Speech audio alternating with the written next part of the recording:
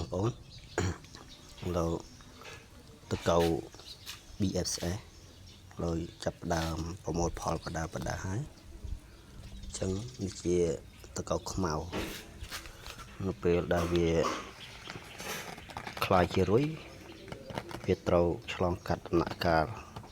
ពណ៌ឡើងខ្មៅនេះសិនតែបើពណ៌សអញ្ចឹងន័យថាយើងអោយសត្វយើងស៊ីបានត្រីមាន់ទាហ្នឹងតែពណ៌ខ្មៅយើងទុកសម្រាប់បន្តពូជទៀតដើម្បីបានពូជកាន់តែច្រើនក្នុងការផ្គត់ផ្គង់នៅចំណី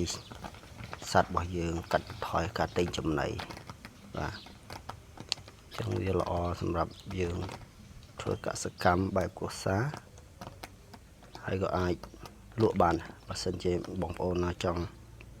បានយើងក៏អាចលក់ចែកជូនដើម្បីយកទៅបន្តពូជក្នុងការដែលធ្វើចំណីសត្វព្រោះវាមានប្រូតេអ៊ីនខ្ពស់ក្នុងការដែលយើងចិញ្ចឹមសត្វហើយសម្រាប់ការងារកសិកម្មនៅក្នុងផ្ទះយើងជុំវិញគឺយើងអាចយកទៅឲ្យដើម្បីនឹងចិញ្ចឹមសត្វហើយកាត់បន្ថយការចំណាយច្រើនបាទគឺវាស៊ីតែកាកសំណល់ផ្ទះបាយហើយនឹងបន្លែឈើ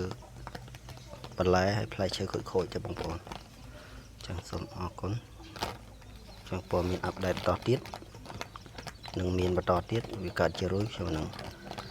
ចែករំលែកបន្តទៀតបាទសូមអរគុណសូមជម្រាបលា